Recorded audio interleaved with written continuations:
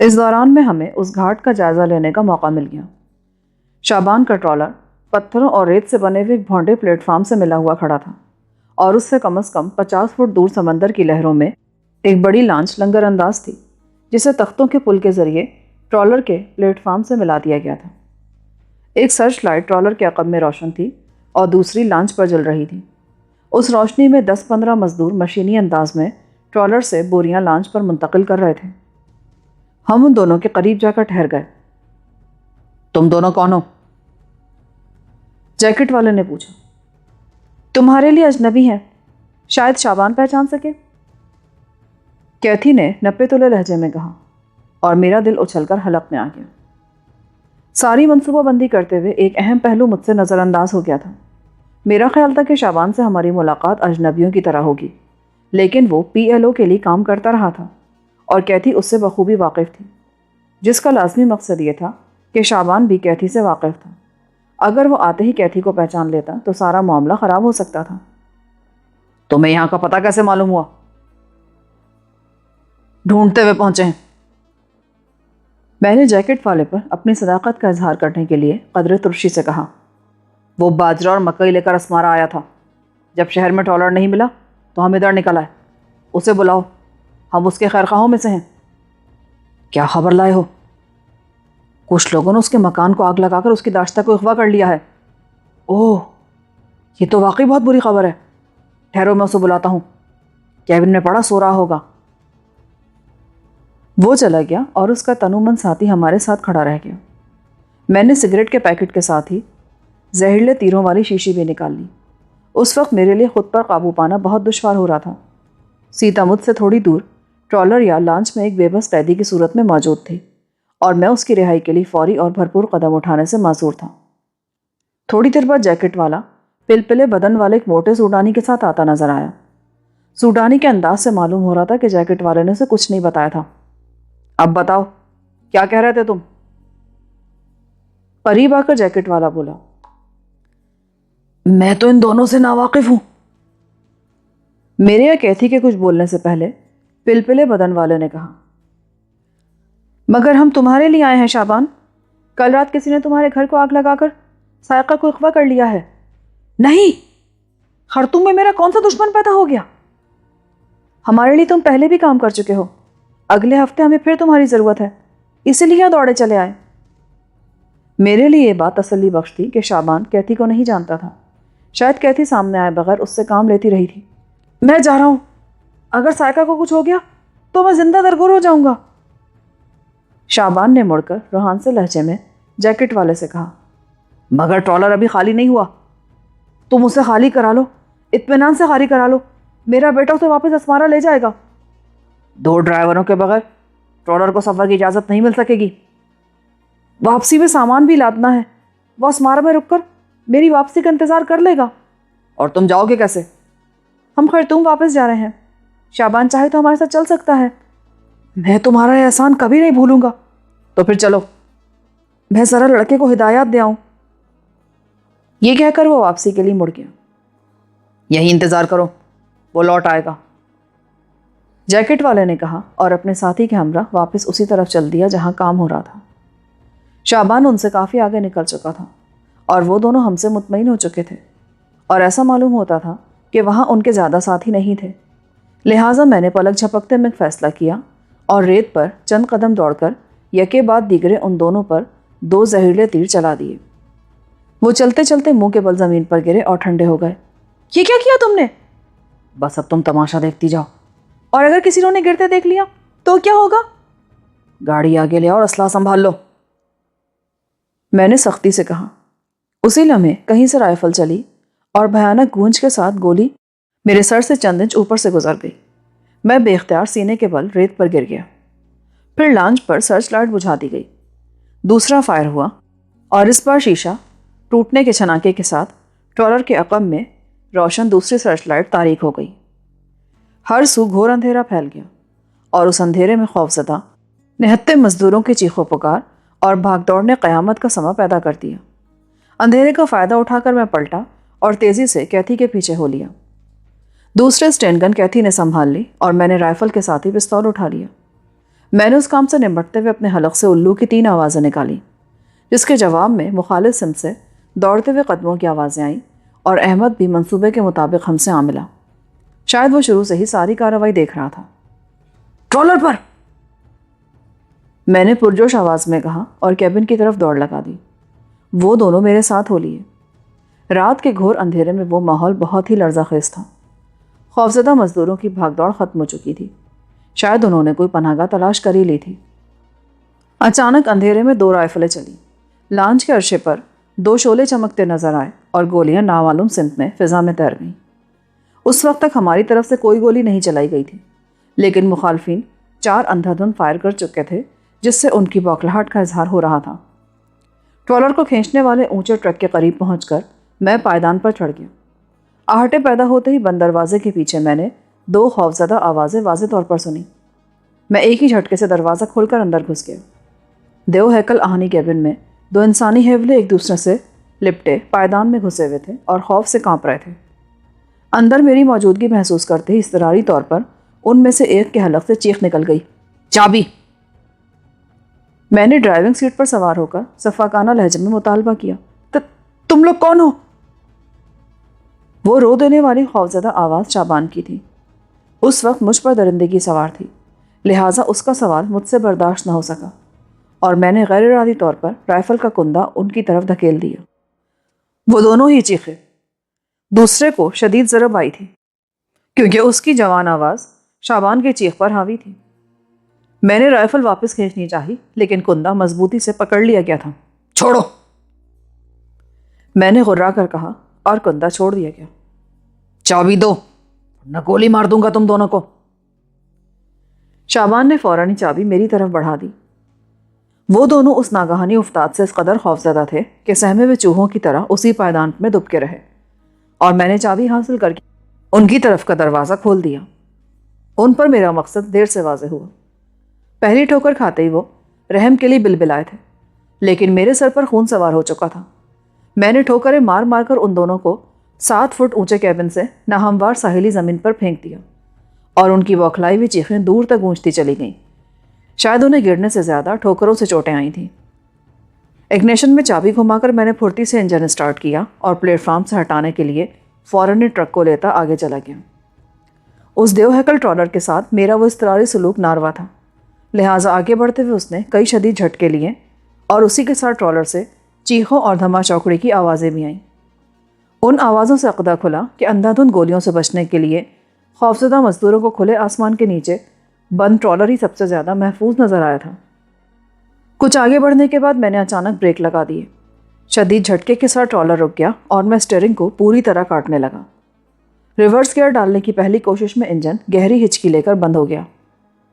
1 round fire کرو، میں نے کھڑکی سے سر نکال کر کہا۔ احمد جو پائیدان پر چڑھنے کی کوشش کر رہا تھا فوراً رک گیا اور فضا اسٹین گن کے ہولناک شور سے لرز اٹھی۔ اسٹین گن کا شور معدوم ہونے سے قبل میں نے دوبارہ انجن اسٹارٹ کیا اور اس بار ریورس گیئر میں لے جانے میں کامیابی ہوئی۔ ٹرالر کا انجن کسی زخمی درندے کی طرح غرا رہا تھا۔ میرے لیے اندھیرے میں پیچھے کا خیال رکھنا ناممکن تھا۔ میں بس یادداشت کے سہارے ٹرالر کو ٹیلوں سے بچاتا ہوا تیزی سے لانچ کی طرف لیے جا رہا تھا۔ لانچ کا انجن اسٹارٹ ہے، تم کیا کر رہے ہو؟ پائیدان سے جھولتی کیتھی کی اعصاب زدہ آواز ابھری۔ میں نے کوئی جواب نہ دیا بلکہ ایکسیلیٹر پوری قوت سے دبا دیا۔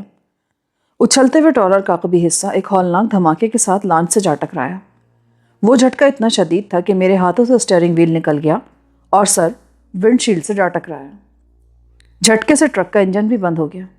میں نے کلچ دبا کر انجن سٹارٹ کیا اور ٹرالر کو آگے لے جانا چاہا۔ اس بار انجن پر خاصا زور پڑا۔ غالباً عقبی حصے کی ٹوٹ پھوٹ سے ٹرالر کے پہیے قدرے جام ہو گئے تھے۔ تقریباً 100 گز آگے بڑھنے کے بعد میں دوسرے تصادم کے لیے واپس پلٹا اور اسی وقت فضا میں بارود کی بو پھیلنے لگی۔ ایک طرف دور مار رائفلیں تھیں اور دوسری طرف اسٹین گنیں۔ فائرنگ میں ایک کربناک انسانی چیخ بھی ابھری جس میں موت کی ویرانی رچی ہوئی تھی، مگر میرے لیے باہر کی وہ تمام کارروائیاں بے معنی تھیں۔ میری پوری کوشش یہ تھی کہ لانچ کا حلیہ اتنا بگاڑ دیا جائے کہ وہ سفر کے قابل نہ رہے۔ دوسرا تصادم بھی شدید تھا۔ میں اگنیشن کی چابیاں جیب میں ڈال کر کیبن سے نیچے کود گیا۔ کیتھی کے علاوہ احمد بھی ٹرک کی آڑ میں جھک لانچ کی طرف نگراں تھا۔ وہ دونوں شاید ٹرالر کے ساتھ ہی بڑھتے اور ہٹتے بھی رہے تھے۔ لانچ پر دستی بم پھینکو، احمد نے اعصاب زدہ لہجے میں مشورہ دیا۔ نہیں، لانچ پر چڑھنے کی کوشش کرو۔ اس وقت ٹرالر میں قیامت صغریٰ کا سا سما برپا تھا۔ پھر ایک حیرتناک واقعہ ہوا۔ وہ طویل و عریض لانچ حرکت میں آ گئی۔ اسی کے ساتھ دھاتوں کی آپس میں رگڑ کی تیز آوازیں بھی ابھرنے لگیں۔ لانچ کے حرکت کرنے کی وجہ سے ٹرالر بھی بری طرح لرز رہا تھا۔ ہم لوگوں نے لانچ پر دیوانہ وار فائرنگ کی، لیکن بحیرہ احمر کے گہرے پانی کی طرف اس کی پیش قدمی نہ روک سکے۔ ٹرالر کے مقابلے میں لانچ کے آہنی ڈھانچے کو معمولی نقصان پہنچا تھا، اور شاید وہ سفر جاری رکھنے کے قابل تھی۔ دیکھتے ہی دیکھتے لانچ کی رفتار تیز ہوئی اور وہ الجزیرہ کے ساحل سے دور ہٹنے لگی۔ یہ تو کچھ بھی نہیں ہوا کہتی۔ لانچ پر ہر صورت میں ہمارا قبضہ ہونا چاہیے تھا۔ اس کا تعاقب کیوں نہ کیا جائے؟ احمد نے تجویز پیش کی۔ مگر کیسے؟ اسمارا پہنچ کر میں ایک تیز رفتار بوٹ کا بندوبست کر سکتا ہوں۔ تو پھر چلو، کیتھی اس کا بازو تھام کر بولی، اور ہم تیزی سے دور کھڑی ہوئی کیتھی کی کار کی طرف دوڑ پڑے۔ کیتھی کی کار کی ہیڈ لائٹس روشن ہوتے ہی مجھے پھریری آ گئی۔ زہریلی سوئیوں سے مرنے والے دونوں افراد کی لاشیں شاید وزنی ٹرالر کے نیچے آ کر رات کے گھور اندھیرے میں اس بری طرح کچلی گئی تھی کہ ان کی شناخت بھی دشوار ہو گئی تھی۔ وہ کار! اچانک احمد نے اشارہ کیا اور میری نگاہ اسی طرف اٹھ گئی۔ وہ خاصی دور کھڑی ہوئی تھی اور پہلے ٹرالر کی اوٹ میں ہونے کے باعث ہماری نظروں میں نہیں آ سکی تھی۔ کیتھی نے اپنی کار اسی طرف بڑھا دی۔ میں نے اتر کر اندر نگاہ ماری تو شابان اور اس کا بیٹا عقبی نشست کے پائدان میں دبکے ہوئے تھے۔ وہ دونوں اس قدر بدحواس اور خوفزدہ تھے کہ انہیں میری آمد کا علم بھی نہ ہو سکا۔ جب میں نے جیب سے ٹرالر کی چابی نکال کر شابان کو آواز دی تو وہ یوں اچھلا جیسے اسے بچھو نے ڈنک مار دیا ہو۔ میری آواز پہچاننے کے بعد اس نے باہر آنا چاہا، لیکن میں نے اسے دھمکا کر وہیں پڑے رہنے پر مجبور کر دیا۔ یہ چابی رکھ لو، تم 10 منٹ گزرنے سے پہلے کار سے باہر نکلے تو انجام کے ذمہ دار خود ہوگے۔ یہ کہہ کر میں کار میں واپس لوٹ آیا۔ میں نہیں چاہتا تھا کہ وہ اس مرحلے پر کیتھی کی کار کا نمبر وغیرہ نوٹ کر سکے۔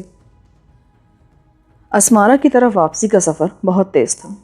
راستے میں احمد نے ایک بار وائرلیس پر T3 سے رابطہ قائم کرنے کی کوشش کی، لیکن ناکام رہا۔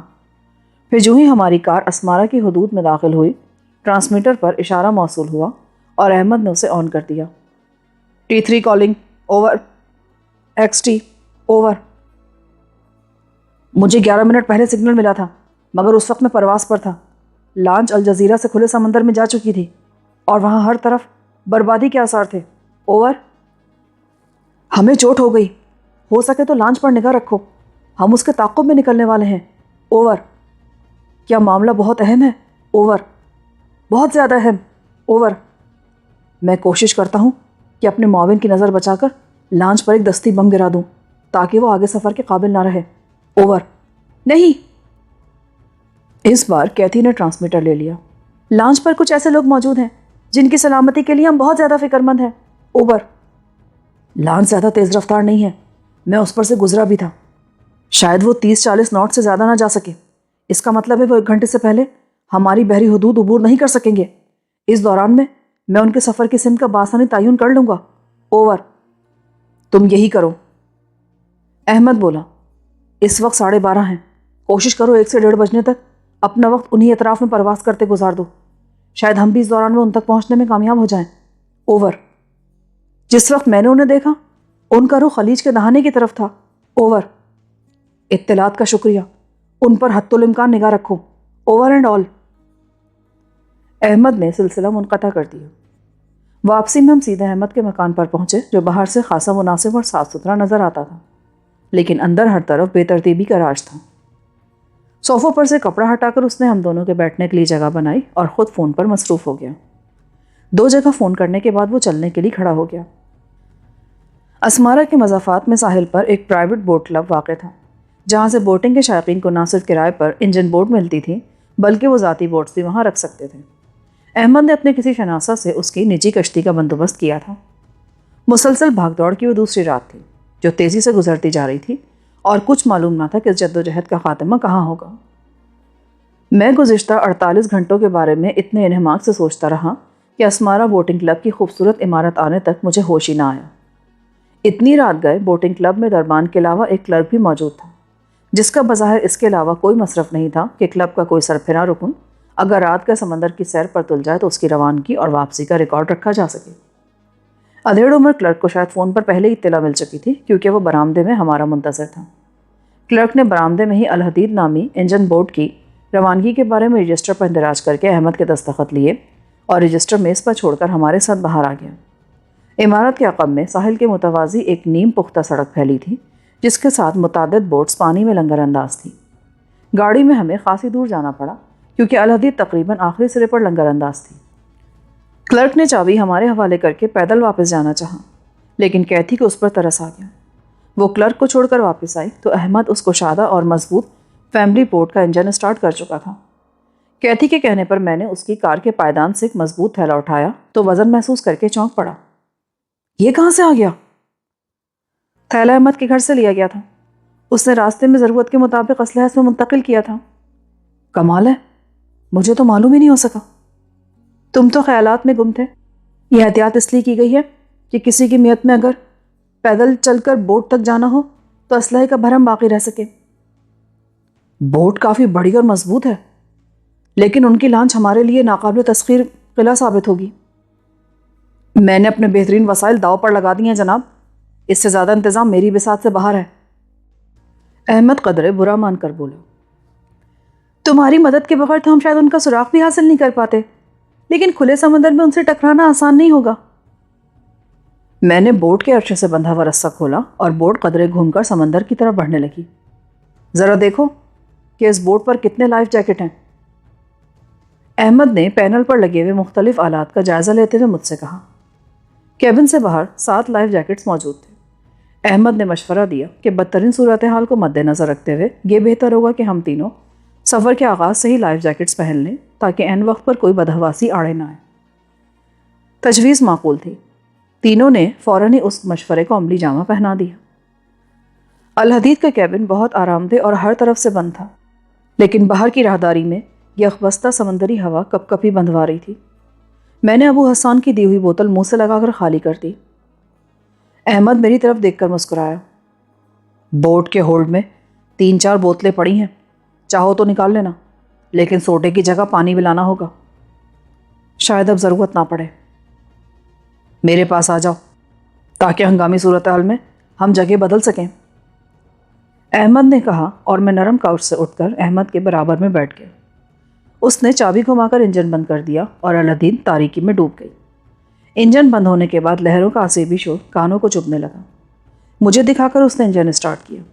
اس سے پہلے اس نے روشنیوں کا سوئچ آف کر دیا تھا تاکہ بیٹری زیر بار نہ ہو۔ انجن چل پڑنے پر بتیاں جلا دی گئیں۔ قطب نما کے بارے میں بات کرتے ہوئے وہ بتدریج رفتار بڑھاتا چلا گیا اور دیکھتے ہی دیکھتے الحدید کے ڈیش پر 40 ناٹ کی رفتار نظر آنے لگی۔ میں نے اپنی رسٹ واچ پر نگاہ ڈالی جو رات کا 1 بجا رہی تھی۔ احمد نے لیور کو مزید جنبش دی۔ طاقتور انجن کی غراہٹ تیز ہو گئی اور رفتار بتانے والا میٹر 50 ناٹ کی خبر لانے لگا۔ ہم ان سے مقابلہ کیسے کریں گے؟ تمہارے اندیشے واقعی درست تھے۔ عملی لحاظ سے ہم ناکارہ ہیں۔ وہ دور مار رائفلوں سے لیس ہیں اور خطرہ بھانپتے ہی ہمیں دور سے ہی باڑ پر رکھ سکتے ہیں۔ احمد نے اعتراف کیا، پھر تو یہ تعاقب بھی بے سود ہے۔ مجھے صرف اتنا علم ہے مدام کہ آپ کو ایک ٹرالر کی تلاش تھی جو مل گیا، اس سے آگے میں بے خبر ہوں۔ تفصیل سامنے آئے تو شاید کوئی راہ بھی سوچ جائے۔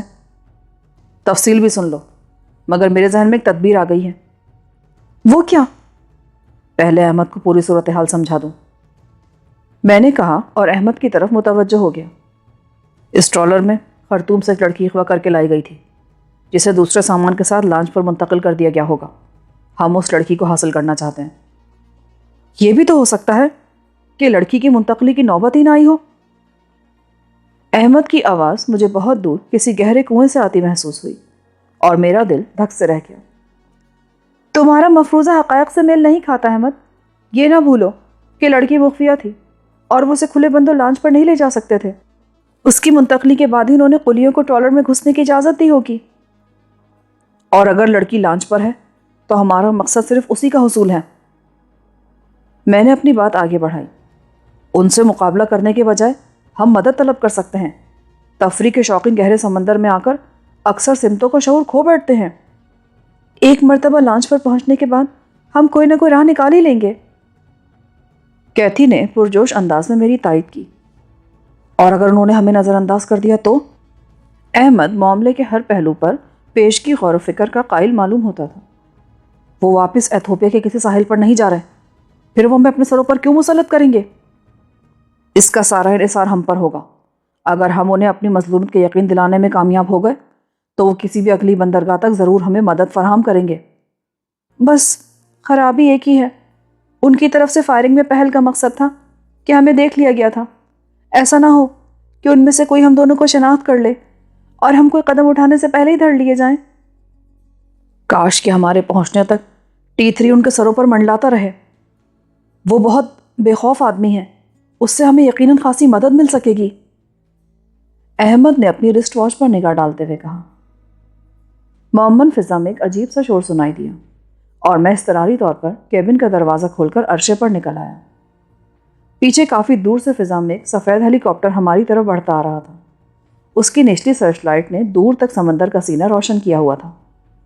پنکھوں کی تیز گردش کے شور کے ساتھ دیکھتے ہی دیکھتے ہماری بوٹ ہیلی کاپٹر کی تیز روشنی کی زد میں آ گئی اور میں پھرتی سے اندر گھس گئی، مگر اندر گھستے ہی میرے اوپر کا سانس اوپر اور نیچے کا نیچے رہ گیا، کیونکہ کیتھی اسٹین گن اٹھائے کیبن کے وسط میں کھڑی تھی اور گن کی نال کیبن کے واحد داخلی دروازے کی طرف اٹھی ہوئی تھی۔ میں موٹر بوٹ کے کیبن کے داخلی دروازے پر ٹھٹک کر رہ گیا تھا۔ کیتھی مائر کے ہاتھوں میں دبی ہوئی اسٹین گن کا دہانہ میرے سینے کی جانب اٹھا ہوا تھا اور فضا میں گرجتے ہوئے سفید ہیلی کاپٹر کے انجن کا بے ہنگم شور لہجہ بلہجہ قریب تر آتا جا رہا تھا۔ اس مرحلے پر میری عقل یکسر معاف ہو کر رہ گئی تھی۔ کیتھی نے قہقہا لگایا، لیکن اس کی آواز میں زندگی کی کھنک مفقود تھی۔ مگر میرے لیے اہم بات یہ تھی کہ اس نے اپنی اسٹین گن کی نال جھکا لی تھی۔ کیا ہو گیا تمہیں؟ میں نے پھرتی سے آگے بڑھ کر اپنے دونوں ہاتھ کیتھی کے شانوں پر جما دیے۔ میرا وہ قدم اضطراری نہیں بلکہ سوچا سمجھا تھا۔ اس کے شانوں کو اپنی گرفت میں لے کر میں نے یہ بندوبست کر لیا تھا کہ کیتھی اگر دوبارہ میرے سینے پر نال اٹھانی چاہے تو اپنے ارادے کو عملی جامہ پہنانے سے پہلے ہی کرہاتی ہوئی کسی کیچوے کی طرح بوٹ کے فرش پر ڈھیر ہو جائے۔ آج کی رات میرے لیے یادگار ہوگی، میں اس کی منتظر تھی۔ مگر کیوں؟ تم نے مجھ پر ہتھیار کیوں اٹھایا تھا؟ بس اضطراری حرکت کہہ لو، مگر کچھ لوگ میری ذات سے یہ امید وابستہ کیے بیٹھے ہیں کہ میں پہلی مہلت ملتے ہی تمہیں اپنے ہتھیار کی زد پر بے بس کر کے قید کر لوں گی۔ کون لوگ ہیں وہ جو تم سے ایسی توقعات وابستہ کیے بیٹھے ہیں؟ دیکھتے جاؤ، سب کچھ خود بخود سامنے آ جائے گا۔ اس نے سنبھل کر کہا، پھر چونک کر بولی، یہ ہیلی کاپٹر کس کا تھا؟ اس وقت تک سفید ہیلی کاپٹر ہماری بوٹ پر سے گزر کر کافی آگے نکل چکا تھا، مگر اس کے انجن کی ڈوبتی ہوئی آوازیں اس وقت بھی سنائی دے رہی تھیں۔ معلوم نہیں، لیکن سفید تھا۔ پھر وہ T3 ہی رہا ہوگا جناب۔ ایتھوپیا کے کوسٹل گارڈز سفید ہیلی کاپٹر استعمال کرتے ہیں، احمد نے پر یقین لہجے میں کہا۔ اگر وہ T3 ہے تو اسے یہاں تک پہنچنے میں خاصی تاخیر ہو گئی ہے، کیتھی نے ایسے لہجے میں کہا جیسے اپنے کسی ماتحت کی نااہلی پر ناخوش ہو۔ درست ہے، لیکن T3 سرکاری ملازم ہے، فرائض منصبی کے دوران وقت نکالنا بجائے خود دشوار کام ہے۔ کاش اس سے رابطہ قائم کیا جا سکتا، فضا میں رہتے ہوئے وہ ہماری کافی مدد کر سکتا ہے۔ موقع ملا تو وہ خود ہی۔ احمد نے اتنا ہی کہا تھا کہ اسے اپنے ٹرانسمیٹر پر اشارہ موصول ہوا اور اس نے فوراً بٹن آن کر دیا۔ T3 calling for XT، over. اس مختصر سے آلے پر تسلسل کے ساتھ یہی ایک فقرہ ابھرنے لگا۔ انسانی آواز کے پس منظر میں تیز اور گونجیلا شور بھی نمایاں تھا، جو میری دانش میں سفید ہیلی کاپٹر کے انجن کی پیداوار تھا۔ تیسری بار جو ہی T3 نے فقرہ مکمل کرنے کے بعد چند لمحوں کا سکوت اختیار کیا، احمد نے اپنے سیٹ کا بٹن دبا دیا۔ XT receiving, over. میرے ساتھی کیتھی بھی احمد کے قریب آ گئی۔ میرا خیال ہے میں نے وہ لانچ دیکھ لی ہے، وہ مسلسل خلیج کے دہانے کی طرف رواں ہے۔ اس کے پیچھے نیلے رنگ کی ایک موٹر بوٹ ہے جس پر سے میں تھوڑی دیر قبل گزرا ہوں۔ تم کہاں ہو؟ اوور۔ نیلی بوٹ ہماری ہے، تم کافی دیر سے پہنچو، تمہارا ساتھی ہواواز کہاں ہے؟ اوور۔ احمد کی آواز میں جوش کا عنصر نمایاں ہو گیا۔ اس کی ہنسی کی آواز آئی۔ مجھے اپنے ساتھی کی وجہ سے دیر ہو گئی. وہ اسکاچ کا رسیا ہے. اسے کوئنان کی آغوش میں پہنچانے کے بعد میں نکلا ہوں، ورنہ اس وقت تم سے بات بھی نہ کر پاتا. اوور. میری ناقص رائے میں تم نے تنہا پرواز کر کے سنگین جرم کا ارتکاب کیا ہے. احمد کا لہجہ قدرے تلخ اور تادیبی تھا. ایسا نہ ہو کہ محض اسی بنا پر تم کو طویل مدت کے لیے جبری رخصت پر بھیج دیا جائے یا معطلی کا پروانہ جاری ہو جائے. اوور. ڈیوٹی کے دوران شراب نوشی سب سے زیادہ سنگین جرم ہے. میرا نائب ڈیوٹی پر اپنی موجودگی ثابت کرنے کے لیے میری لاگ بک پر اپنے دستخط ضرور ثبت کرے گا، اور مجھ سے کسی باز پرس کی نوبت نہیں آئے گی. ان معاملات میں بہت محتاط ہوں. اوور. ہم آگے بڑھ رہے ہیں. تم لانچ پر ایک چکر کاٹ کر دوربین سے اس کا جائزہ لینے کے بعد رپورٹ دو تاکہ ہم اسی کے مطابق اپنی حکمت عملی طے کر سکیں. اوور. بس چند منٹ بعد رابطہ قائم کرتا ہوں. Over and all. دوسری جانب سے رابطہ منقطع کر دیا گیا، لیکن احمد نے اپنا ٹرانسمیٹر بدستور آن رہنے دیا. یہ تو بہت اچھا ہوا. T3 بر وقت پہنچا ہے، اور خوشی کی بات یہ کہ وہ اکیلا ہے، ورنہ یوں کھل کر اس سے بات نہیں ہو پاتی. اس کی موجودگی میں ہم بہتر پوزیشن میں ہوں گے. تم نے مجھے الجھن میں ڈال دیا. کیا تھی؟ تم نے کن لوگوں کی طرف اشارہ کیا تھا؟ میں نے دور ہٹتے ہوئے اس کا بازو تھام کر سرگوشیانہ لہجے میں کہا. تمہارے خون کے پیاسے. مگر کون؟ میرے دشمنوں کی تعداد بہت زیادہ ہے. اس وقت تو تمہارے اور تمہارے ساتھیوں کے علاوہ مجھے کوئی بھی اپنا دوست یا ہمدرد نظر نہیں آتا. مجھ سے کھل کر بات کرو پلیز. اسرائیلی. وہ میری آنکھوں میں براہ راست جھانکتے ہوئے بولی. اسرائیلی؟ ان سے تمہارا کیا تعلق ہے؟ میرے ذہن نے ان چند ثانیوں میں صورتحال کے بارے میں گمبھیر کہانی تراش لی تھی. شاید کیتھی مائر اسرائیلیوں ہی کی پروردہ تھی. اس نے مجھ سے خود ہی اعتراف کیا تھا کہ وہ کافی عرصے تک اسرائیلی سیکرٹ سروس میں ایک اہم عہدے پر فائز رہی تھی. پھر شاید اس نے کسی لمبے کھیل کے لیے اپنا ماضی چھپائے بغیر اسرائیل سے بیزاری بلکہ بے وفائی کا ڈھونگ رچایا اور فلسطینی تنظیم کے ذمہ داروں سے آن ملی. PLO کے سرکردہ لوگوں کے لیے سیاسی اعتبار سے یہ ایک بہت بڑی کامیابی تھی کہ یہودی نسل کی ایک لڑکی اسرائیل سے منحرف ہو کر ان کے کاز کے لیے کام کرے. لہٰذا وہ کیتھی مائر کے فریب کا شکار ہو گئے، اور اس لڑکی نے ان کے اعتماد کے سہارے مختصر عرصے میں ترقی کی اتنی منازل طے کر لی کہ خرطوم میں PLO کے دفاتر پر حکمراں ہو گئی. مگر اسرائیلیوں کے ساتھ اس کے خفیہ روابط برقرار تھے. وہ ہر قیمت پر صفدر علی کو اپنا قیدی بنانا چاہتے تھے، اور کیتھی بھی اس بات سے باخبر تھی. اس کے آقاؤں کو اس سے یہی امید رہی ہوگی کہ موقع میسر آیا تو کیتھی پہلی فرصت میں صفدر علی کو بے بس کر کے اپنا حق نمک ادا کرنے کی بھرپور کوشش کرے گی، اور شاید کیتھی بھی ان کی توقعات پر پوری اترنے کے لیے آمادہ رہی ہوگی. لیکن مجھ سے ملاقات کے بعد حالات بدل گئے. اس لڑکی کو میری ذات سے قدرے لگاؤ ہو گیا تھا، اور محض اسی وابستگی کی بنا پر اس نے مجھ پر کوئی داؤ چلنے کا ارادہ ترک کر دیا. یہ نہ بھولو کہ اسرائیل میرا وطن ہے، وہ کہہ رہی تھی. میں حیفا میں پیدا ہوئی اور تل ابیب میں پروان چڑھی. اسرائیل میں آج بھی بہت رے لوگ ایسے ہیں جن کے لیے میرے دل میں نیک جذبات موجود ہیں، اور ان سے تمہارے روابط بھی ہیں. ان معنوں میں نہیں جو تم سمجھ رہے ہو. پھر مجھ پر مزید احسان مت کرو. مجھ پر ہتھیار اٹھاؤ. مقدر نے ساتھ دیا تو تمہیں زیر کر کے آزاد رہوں گا، ورنہ تمہیں میرے بارے میں آزادانہ فیصلے کا پورا اختیار ہوگا. ذہنی چھلانگیں مت لگاؤ. 3 روز قبل میرا باپ مجھ سے ملنے آیا تھا. اسرائیلیوں کو کسی طرح بھنک مل گئی تھی کہ تم سوڈان میں داخل ہو چکے ہو. میرا باپ اسرائیل کی سیکیورٹی ایڈوائزری کونسل کے سربراہ جنرل شمون کا پیغام لایا تھا. جنرل کی خواہش تھی کہ میں اسرائیل کی سرزمین سے اپنے رشتے کی خاطر زندگی میں آخری بار اس کے لیے ایک کام سر انجام دوں، اور کسی بھی طرح سوڈان میں تمہیں تلاش کر کے اسے مطلع کروں یا تمہیں پکڑ لوں. اس کام کے لیے مجھے منہ مانگے انعام کی نوید دی گئی تھی. میرے باپ نے پورا زور لگایا، لیکن میں نے اسے گرفتاری سے خوفزدہ کر کے اسی روز سوڈان چھوڑ دینے پر مجبور کر دیا. میں حیرت سے گنگ اس کا چہرہ تکتا رہ گیا. اس کی کہانی میرے اندازوں کے برعکس بہت مؤثر اور حیران کن تھی. اگر وہ سچ بول رہی تھی تو اس کی ذات لائق احترام تھی. اس دور میں ایسے لوگوں کا ہر طرف کال ہے جو محض اپنے گنے چنے اصولوں کی خاطر ہر مادی منفعت اور آسائش کو حقارت سے ٹھکرا دیتے ہیں، اور کیتھی مائر بظاہر انہی لوگوں کے گروہ کی سرخیل معلوم ہوتی تھی.